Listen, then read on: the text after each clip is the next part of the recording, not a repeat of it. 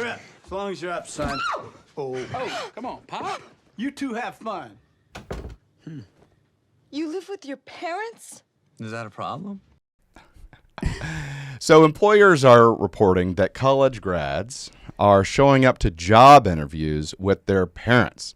I can only imagine, Kimberly, when I reported for my first day of infantry officer basic course, if my mom and dad were signing in with me, how much teasing and or hazing I would have gotten as I was reporting into the United States Army.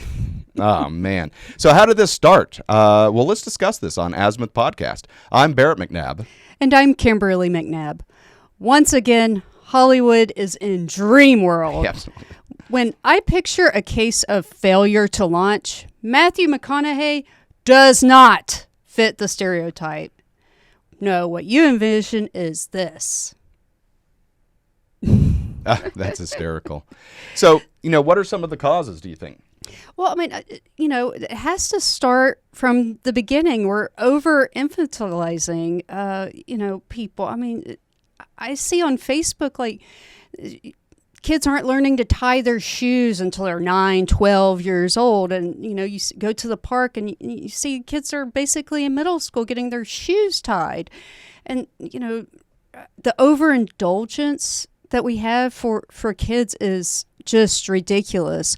I went to a birthday party a couple years ago, and there's this little kid, like 2 maybe at most, and the theme was Sesame Street, and all the plates were different characters. Some were Elmo, some were Cookie Monster, Big Bird, and so the parents, they just grab any plate, cake tastes the same on any plate, right? And they put this paper plate in front of this little 2-year-old kid, and the kid loses it, loses their mind because the plate is the wrong character. And instead of saying, it's cake, eat it, or maybe even, which character do you want? No, it was, I apologize to my seed, my child. Oh, please forgive me. I mean, that was the basic attitude. These 2 parents were pandering to this little kid. And I'm like, you have fun with that because that kid's a monster in the making. And one of the kids that have grown up that was never told no. Exactly. I mean, just really ridiculous. And then, there's some parents that don't ever let their kid make a decision on kind of maybe at the other extreme, like only you know what's best. And so then the kid becomes kind of paralyzed on what to do. Yeah. So, I mean, when you're talking about like problem solving and things like that. You never teach your kid to maybe solve their own problems. You're constantly interfering or doing it for them. I mean, these are skills that kids have to learn. Yeah, I agree. I mean, some of the things that you look at when you're talking about something like this, it is just maybe a lack of adversity that occurred early on that kind of sets you up for success. In dealing with life. I mean, if it's easy street all the time, does that really set you up for success? I mean, for example, one of the most defining moments of my life was when I was 6 years old and in first grade. My parents had just recently gotten divorced, and my mother was a medical technologist and worked in a blood bank and contracted hepatitis, and she was dying. And it was just the 2 of us in this small little apartment, and she couldn't do anything. And so as a first grader at 6 years old, I had to go and make us, lunch and breakfast and dinner. And, the best I could kind of do was do peanut butter and jelly sandwiches. But I would make these sandwiches, and my mother couldn't get out of bed. And I would, try and feed her to get something into her, and I would eat my sandwich. And I would just sit in a chair near her bed and just stare at her, waiting for her to die.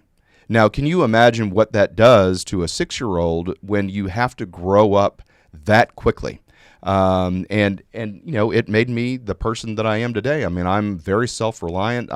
She lived, she got well, but it was took about a year and a half for her to recover from this, and so I had to be the adult in the house at 6 years old, and it kind of set me up for success. I mean, it's a horrible thing to go through at 6, but it set me up for success of being, self-reliant and being able to solve problems. And is this really that serious as a 6-year-old just waiting for their mother to die all alone in an apartment? And so, that's kind of the pain point that I, reference.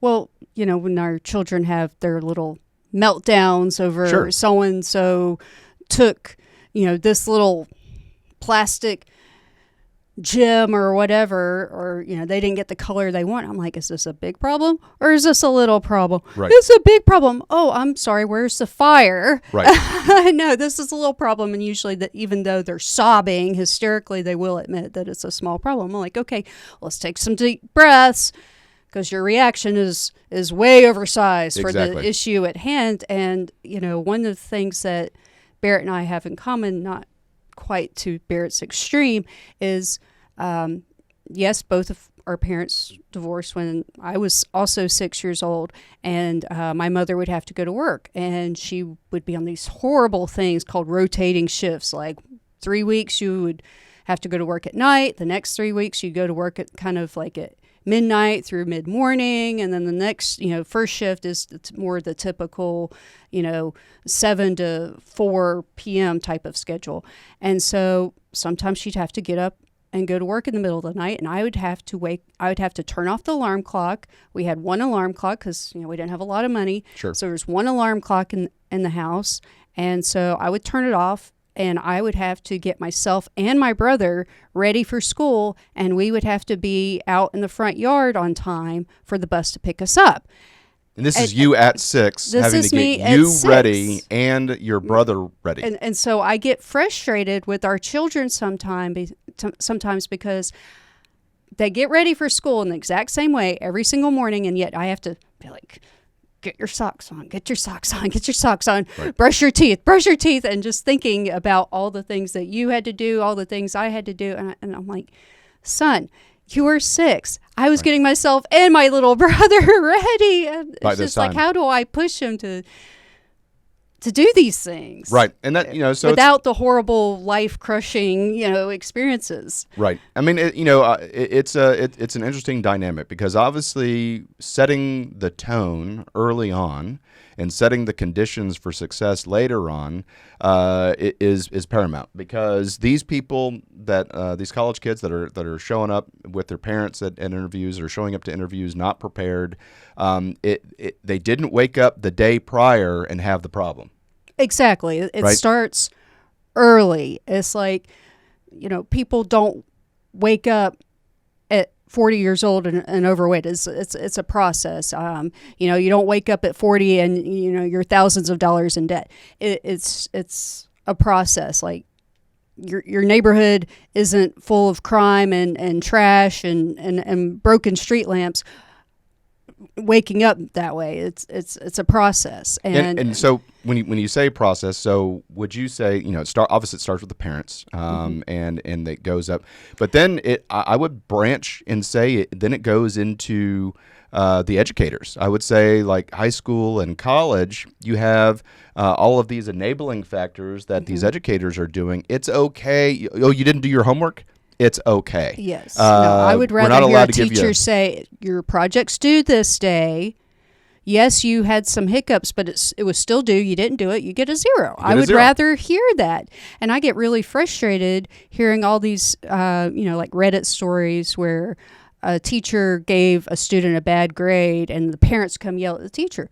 No. Right. It's the kid's responsibility. And, even like we'll get emails or notes from school saying your kid has homework.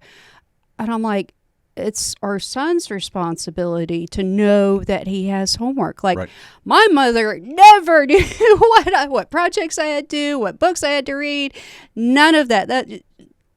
It was all autopilot. Yeah, I mean, I got the consequences if it didn't happen, and the teacher told her, but like no news was good news as far as my mother was concerned. Right. And with the educators not being able to fail people, they're moving on to other grades. And hey, look, you can't get an F. If you turn in the project, you get unlimited time. It's like a 50-point minimum as your grade. And so, you get a minimum time in order to turn in your project, but then it goes into college, and you're seeing article after article of educators that are getting fired from their universities because the students band together and say the course is too hard and it's not fair, or we asked the professor to give everybody an A and the professor said no, so now we're going to do cancel culture and get this guy fired. And so let's fast forward. Okay, so you have these universities that are catering to these children. I mean, there was a big protest at NYU last year where they're saying we want everybody to get an A in our courses. And so what happens is you get into the job world and you have your project, and your stock price is dependent upon this project being completed on time, and it's not completed on time. You're not cancel culturing the corporation. You're fired. You're fired for not getting this project done and having the stock price go down. And so we are not setting our people up for success, and it's apparent in the interview process where corporations are learning to select people based upon what they need to be inside their organization. And the Gen Z people showing up, just they don't have eye contact. They don't know how to shake a hand, being firm. They don't know they didn't do any proper research of the company and look at the website and find out what products the company makes. They're just totally unprepared. And just the icing on the cake is when you show up with your mom so that your mom can answer questions that the hiring manager is asking. Well, going back to, the grade, the course is too hard. Well, say if it's like a civil engineering course. Oh, it's too hard. Well, you know what's going to be really hard? When a bridge you designed collapsed. Right. I mean, come on. Because you got an A in mechanical engineering. When you didn't deserve it. Right. Deserve it. And, also you're seeing like 18-year-olds that don't know how to drive. I mean, that's important. It's a milestone into adulthood. There are kids that aren't filling out their own college applications. I had to do that. I mean, come on. If you can't fill out your own college application, are you ready to actually go to college classes? Back when Lori Loughlin it had the whole scandal for paying for admissions for her daughter to go to college. I'm like, really? And she should be getting herself into school. She's 18 years old. I mean, and she posted on social media all the time, all these little TikTok videos or Instagram videos about how she hated going to college and she didn't even want to be there. Man, joke's on her. Your mom went to jail to get you there. Exactly. Like, get yourself into school, or if your kid doesn't want to go, don't make them. But, parents need to set milestones and expectations. Sometimes our kids don't want to dress themselves. I'm like, how to put on a shirt. And it has led to temper tantrums just because they don't feel like doing it, or the neck hole's a little tight. I'm like, get through it. Get through it. Or I can't get this off. I mean, it starts with small battles. If you can be trusted with small things, then you're ready for bigger things. Yeah, it needs to be this escalator of adversity that goes throughout your childhood. It starts with hey, my tire's flat on my bike. Okay, this is how you fill up a tire. You take the tire pump, you unscrew the little black cap on the air stem, you put this on there, you pump up the tire, you take it off, you put the cap back on, and now you ride. And that teaches them, how to be self-sufficient. But again, we've said this earlier. You don't raise children; you raise adults, and that's something that we definitely need to do in this country. Is the parents need to look deep inside themselves and say, "Am I raising a child or am I raising an adult?" Yeah, and unfortunately, the best way to fix it is to prevent it. And, with going back to the poor eye contact and in the interviews or basic manners, put the iPad down at the restaurant. I am so sick of these iPad parents. The kids totally isolated off with the headphones and the iPads at the restaurant. Yes, it's easier to enjoy your third margarita at the Mexican restaurant. Trust me, it is so much easier. Sometimes I am so hungry, and he'll say, "Oh, let's go to a restaurant." And I'm like, "No, I don't want to deal with the kids at the restaurant." But they have to learn how to treat people. Right. It's basic, like saying please and thank you to the staff at the restaurant, knowing how to order. If the waiter's waiting on you to decide something, pick something, the kid sees how you do it. Right. And as they get a little older, you start making the kid do it. It starts small steps. But if the kid's always plugged into the iPad, they're not aware of the mess they're making, or you saying please and thank you to the wait staff, and knowing how to tip and whatnot is little baby steps. Yeah, and then they can take the big steps. I agree. It's consistency. It's consistency in doing the right thing, and eventually you're going to have an adult, and so we obviously we need that. I mean, we have some serious industry in the United States, and we're seeing a decline in as far as I'm concerned, is intellectual horsepower, and getting stuff common done sense. and common sense. I mean, there's obviously the young woman who went viral for her Instagram or TikTok video that talked about a 9-to-5 job and how difficult it was and things like that. And that's because she didn't have any adversity prior to her graduating college. That's the problem there. And let me just say that when I was in the Army at my beginning of my career, as a second lieutenant and first job out of college, and I was working 127 hours a week. And 9 to 5 is just a Dolly Parton song. Yeah, exactly. I mean, even the last job before I retired out of the Army, I would have to get up at 3 o'clock in the morning, and I would shave and do personal hygiene, get ready, and then leave the house by 4 so that I could be at the Shaw Air Force Base, and by 5. Because I was the country desk officer and the branch chief for the Arabian Peninsula and Levant, and I would have to contact the U.S. Embassy in Abu Dhabi, United Arab Emirates. And as I was coming in to work, they were leaving to go home. Mm-hmm. And so I had to do an update or get a debriefing of what went on in UAE while I was sleeping. And so I would get that update for an hour, and then I'd go to do physical fitness training at 6, continue on with my day.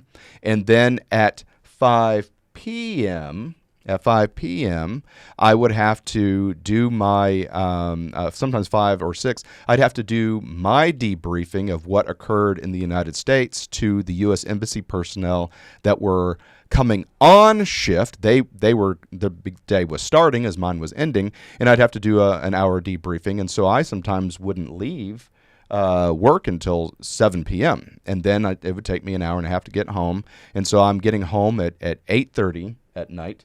And then I'd wake up at 3 o'clock again the next day. So, that's at the tail end of my career. That's after a very successful career. That's still a lot of hours even at the tail end. Yep. And as an accountant, I mean, tax season takes place January through April, so the sun's not out a whole bunch. You don't see the sun. Right. Right. And there's no overtime. It's salary. So anyway, just sleep less, print less. That's all the advice I would have for that woman. Yeah, exactly. And the big thing on that is again setting the conditions for success. So knowing that you are going to have to work hard as an adult, it just needs to be ingrained. I mean, our son, he gets homework and he doesn't want to do his homework, and I said, look, man, it gets harder. So I'm creating this expectation that his life is going to get harder as he gets older. And so I say, you just wait until you're in high school, and you're going to have 3 hours of homework every night. And so, creating that expectation management sets him up to say, life is going to get harder. I'm just going to have to work harder, and he'll be successful. You don't have to like it, but you do have to do it. Yeah, absolutely. So what about parents that rescue their children all the time? Well, I mean, it just teaches them that. And I'm not talking about a car's coming and you're like, well, let's see what happens if I don't go grab them. No, I mean, it's the parents that do the project for the kid. I mean, the kid's not going to take any pride in the work because mommy and daddy are going to do it, and they're just going to expect to be handed everything everywhere they go. Right. I mean, it's just setting up the expectations. Yeah, I mean, even some of the homework that we do with our son that gets assigned by the teacher, we sit down and help him go through. We don't give him the answer, but some of it we are actually learning how to do ourselves because it's this Common Core. And when I was growing up and when you were growing up, it was brute force. It was multiplication tables, and you just powered through it, and it was just brute force learning and just repetition and so some of it has changed, and so we have to sit down and look at these number bonds and things like that, and like families, what is going on here. So we have to learn a little bit about it as well. But again, we help with the instructions. The application, we make our son do it. Yes. I mean, we make him do it. And so we're not doing the homework for him. We sit down and he does it. We help him interpret the instructions because, again, it's weird, different than from when I went to school. But still, it just seems as though if parents just do the homework for them, then they get in that repetition. And, again, it sets them up for failure for later in life. Yep. So, all the things we talked about, psychologists call it this process independence training. And again, it's just empowering people to become self-reliant and, reaching small goals, whether it's teaching them to brush their own teeth, cooking a meal, and the same thing when I actually trained as a CNA, certified nursing assistant. And so one of the practical training things was to work at it was basically a hospice. But if a patient could, no matter how painful it was to watch, yes, it would be faster for you to feed them yourself. But if they're capable of doing even just a little bit, let them do it. Yeah. I mean, and gives them something to hope for and something to some do. Sort of self-reliance. And people need, even if it's just that small, self-reliance. Right. That makes sense. Yeah, that makes sense. I mean, we're as human beings, we're task and goal oriented. Yep, we need something to strive for, and it can take little steps. Right. Well, I tell you, if you don't do these steps, if you don't set your children up for success, your future is going to be riding high like the likes of Hunter Biden. I mean, raising your child to just be effectively worthless and dependent on daddy. Yeah, I mean, you just don't want that. And this guy's in his 50s, I think. Never had to do anything for himself. Yep. So anyway, raise your children to be adults. You don't raise children, you raise adults. And I think setting up corporate America for success by having good quality candidates would be awesome. So anyway, thank you so much for tuning into this segment of Azimuth Podcast. Stay tuned after these messages. Hi, everyone. Thank you for listening. If you enjoy our show with all the stories we share, we would love your support. And it's as easy as clicking that subscribe or follow button. This will ensure you never miss an episode and keeps us bringing you these important stories. Your support makes a huge difference. Thank you so much for being part of our podcast family. Thanks, and keep tuning in.